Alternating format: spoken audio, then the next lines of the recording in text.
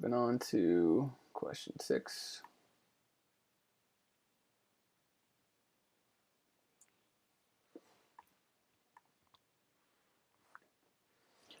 In an auction, potential buyers compete for a good by submitting bids. Adam Gallinsky, a social scientist from NWU, compared eBay auctions in which the same good was sold. He found on average that the higher number of bidders, the higher the sales price. For example, in 2 separate auctions of identical iPods, the one with the higher number of bidders brought the higher sales price. Oh, that does make sense actually. I'm just tired. The one with the higher number of bidders brought the higher sales price. According to Gallinsky, this explains why smart sellers set absurdly low opening prices, the lowest price a seller will accept, such as 1 cent for a new iPod. Use the concept of consumer and producer surplus to explain the reasoning. Producer surplus. These methods will be preferred by producers to maximize the product's producer surplus in the case presented. It means that higher prices of the product will result in a greater producer surplus. By setting the initial prices low, when PS equals 0, there will be an increase in producer surplus with the increasing number of bidders without facing any losses.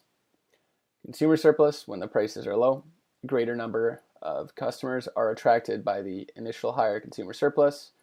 Until the buyer's value, willingness to pay is reached, they will continue to bid. And I just wanted to maybe point out the difference here between a site like eBay for selling things and a site like Kijiji for selling things. With eBay,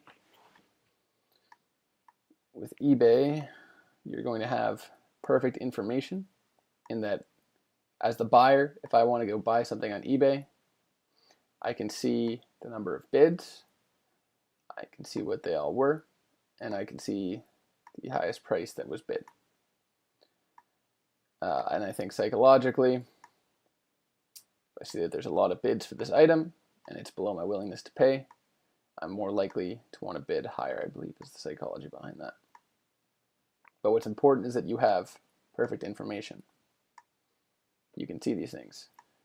On something like Kijiji, where you just post an ad for whatever it is you're selling, Kijiji, there is asymmetric information. So if I want to buy something, I don't know how many people have bid on it. I just know whatever the listed price is.